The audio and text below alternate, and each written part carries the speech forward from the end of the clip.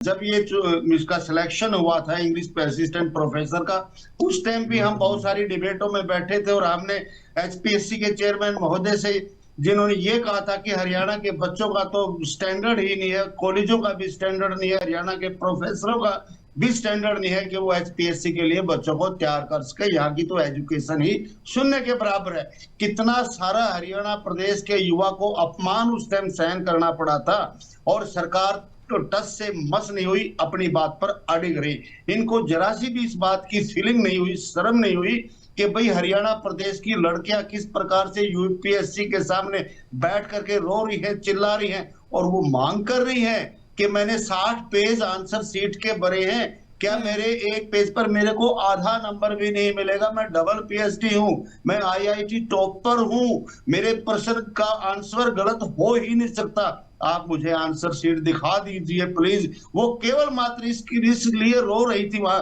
दफ्तर के सामने बैठ करके, जो कि उनको चेयरमैन से मिलने की इजाजत भी नहीं दी गई, और वो बेचारी बाहर बैठ करके रोती बिलखती हुई अपने घरों को चली गई। आज इस सरकार को जिस प्रकार से इनके प्रवक्ता महोदय और सरकार के अन्य लोग आज भी इस बात को सहन नहीं कर रहे और अपनी माफी नहीं मांग रहे, उन युवाओं से अपनी गलती को स्वीकार नहीं कर रहे, तो इनके लिए क्या बोले सुदेश जी? क्या कह सकते हैं? जो आदमी कोर्ट की फटकार लगने के बाद भी कहते हैं कि हमने अपने प्रोसेस को सही लागू किया था, हमने अपना तरीका सही अडॉप्ट किया था, इसको मैं और श्वेता ढुल कहां तक इनको समझाएंगे? इन्होंने तो एक ही रट अपना रखे कि जो हमने सोच लिया वही सही है, हम ही सिकंदर हैं,